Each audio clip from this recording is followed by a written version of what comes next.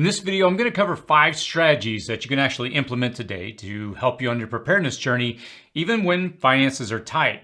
Now, at the end of the video, I'll also provide you with a quick list of 20 tips and tricks for prepping with limited funds, along with 2 downloadable free guides to help you get started. So definitely stick around for that. So let's go ahead and jump in. Step 1, decide your timeline. The starting point I always encourage is starting out with 3 days of preparedness, namely having food on hand that doesn't require refrigeration, and also making sure that you have water. Now, once you've got enough food and water on hand, I would encourage you to stretch that to a 3-week supply. And just 3 weeks will get you through almost every natural disaster that has occurred in the United States history. But 3 months would be even better, and that would help carry you through disasters that we've never seen before. We're increasingly hearing about these once in a generation, once in 100 years, once in 1,000-year storms and events on a more regular basis, along with tax on our infrastructure and challenges with Russia and China that seem to compound daily. So I would strongly encourage you to shoot for a minimum of 3 months of preparedness. So once you achieve 3 months of preparedness, a year really becomes much more attainable as you're kind of almost there. And it's just a matter at that point of scaling up your food. You're also beginning to hopefully learn ways of incorporating these preps that you've been working on into your daily life, such as eating what you store and storing what you eat. And we're going to talk about that a little more later. The point here is to decide your target. And once you make that decision, it's really time to move to the next step. Step 2, focus on the pillars. So now that we have a time frame that we're aiming for, let's begin to focus on the core pillars of prepping: food, water, energy, medicine, knowledge, and thriftiness. Now, those last 2 I'm going to touch on a little more later, but with food, start slowly. When you go to the store, for example, you can buy 1 extra can of soup, of tuna, or meat, or chili, or vegetables, and then set that can aside.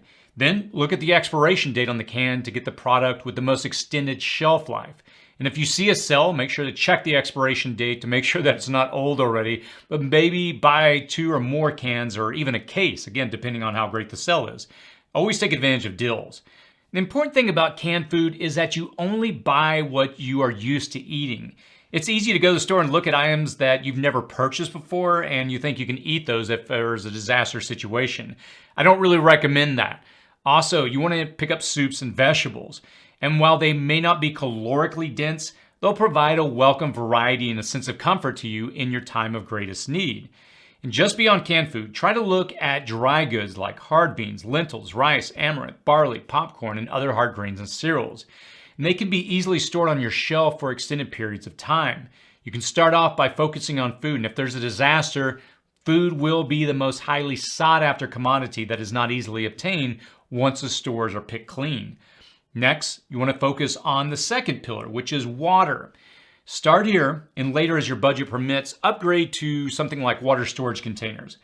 When I personally got started years ago, I went for 5-gallon water storage containers that I could put in my closets, and over time I moved up to 55-gallon drums that I currently have stored in my garage.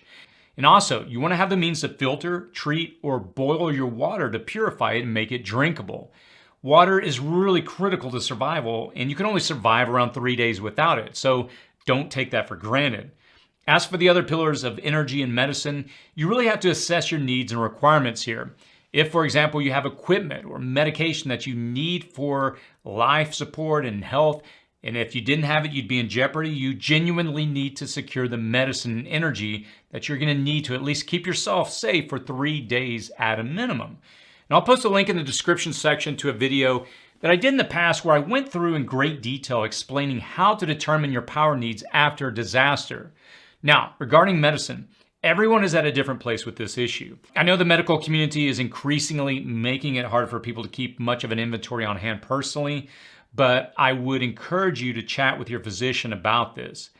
So in summary, focus on the pillars of food, water, medicine, and energy when you're just getting started. You'll likely be fine if there's some type of a disaster. I've got videos covering each of these subjects, and I'll post links to them in the description section below if you'd like to watch and learn more on these various subjects. Step 3, make a budget and plan. Now that we've determined a timeline and priorities, it's time to build a budget and start planning. A budget really makes all the difference when money is tight, as it really defines every dollar that goes out and informs you on how much you can spend on your preps. Make sure there's some type of guide or book or plan that you're using, whether it's Susie Orman or many of the other ones out there. But the key is to form a budget and to follow it. And I'll post a link to the book that I use in the description section if you want to check it out. It did make a big difference. Again, the key here is to have some type of plan that you can actually follow. Also, you want to check out our free recession proofing guide, which is a great way to harden yourself off from economic downturns fiscally that covers practical approaches to saving money. So I encourage you to start there if you can. Again, it's a free guide. Then you can look at our introductory prepper's guide to form a plan to get moving. Between forming a budget, using our recession-proof guide, and then following our introductory prepper's guide, I think these tools will really help you get started. And I'll post links to both of these free guides below. Step 4, change the way you live and eat. You need to learn to prepare and cook the food that you're storing. Eat what you store and store what you eat. I said this earlier. And with spring right around the corner, I would highly encourage you to start some type of garden, no matter how large or how small. Sometimes I bring in bumper crops of some vegetables, and I really learn about the low-yielding plants, and I try to figure out why they produce so little. And I realize I can't survive solely by growing my own food if everything were to fall apart. I just don't have enough space to sustain myself and my family. But as we've been covering on the channel lately, we're working on small garden setups for small spaces. We've already done several videos on this, and we'll be doing more in the coming weeks. When springtime hits, I hope that you're going to be prepared, because we'll be starting off taking the information that we've been doing, and we're going to begin to implement that to show how you can practically use this information to set up gardens on a back patio. We're going to be showing you how to do this in small spaces. My point here is this, that you can't wait until disaster strikes and then be instantly the expert on all things. Finally, I would encourage you to change the way that you're living your life. If you're sitting on the couch, get up if you can. Go for a walk, a hike, or exercise. If you have a sedentary life at all, this is the day that you need to change that.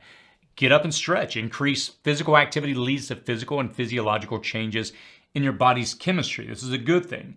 It can change your perspective and help you build a survivor's mentality. Step 5, turn off the lights and go camping. Once you have low budget prep for a few months, it's time for a trial run to understand your preps and harden yourself off to adversity. Go ahead and run the emergency evacuation drill for your family. Flip the power off of the main breaker to your house for the weekend and document what you would do or do differently after that experience and assess what you may have overlooked. Plan an overnight camping trip or pitch a tent in your backyard with just your bug out gear. Your practice session, it doesn't have to be that dramatic. It can be simply turning to your food and water preps that you've been putting away and committing to eat and drink only those for 3 days. That simple exercise will teach you volumes about your supplies and the gaps in them. The key is putting your resources, your knowledge and skills into practice. Here's a takeaway. You don't have to be perfect. In fact, you're going to want to fail here and there to understand where the gaps in your preps are. This is about putting forth a little effort periodically. This is where the transformation into the prepper you decided and committed to being earlier really happens. 20 quick tips. All of the things that I just explained can be done even with the most limited of funds, but I also want to leave you with 20 quick tips for prepping with little to no budget. So here they are super quickly. Number 1, use BPA-free unused soda or water bottles for water, rice, bean, or grain storage. Number 2, grow and eat something, even if that's just sprouts on the windowsill. Number 3, cook your own food so you learn and save money. Number 4, dehydrate some food. Number 5, learn to forage, hunt, or fish in your local area. Then process and eat what you've gathered. Number 6, invest in a good map and learn how to read a compass. Number 7, build a bug out or everyday carry bag. Number 8, build your pantry 1 can at a time. Number 9, build a great first aid kit 1 item at a time. Number 10, repair, recycle, and reuse containers, anything and everything. Number 11, get rechargeable batteries and devices and a means to charge them without central power. Number 12, learn to save seeds and start a windowsill garden. Number 13, form a buying co-op to get more for less and split it up. Number 14, buy 1 bag of rice, dry beans, and a few ramen with each trip to the store. 15, buy 1 extra canned good and 1 bag of pasta per trip to the store. 16, don't throw out gently used shoes or sneakers. Put them in your bug out bag stuffed with extra socks. 17, buy zip ties, bungee cords, a paracord, and a tarp. They're amazingly useful. 18, Stock up on garbage bags and wet wipes. 19. Have emergency Mylar blankets in your bags. Finally, 20. Pack new small games for your kids and a deck of cards. That's just a quick list of ideas in no particular order. And as I said, you can get thousands more preps in place with little or no money. I'll link in the description section below some core videos that we've done on this subject over the years for your further viewing. And the reason I'm doing a video like this is now the time that I think that we really need to prepare for the challenges with the limited time that we face in the future, what we can clearly see coming on the horizon. The world is not going to be sunshine and roses tomorrow. Again, as I often say on this channel, I'm not a pessimist, I'm a realist, and I can see, like you, that we have some challenging times that we have to go through. And you may feel that way as well.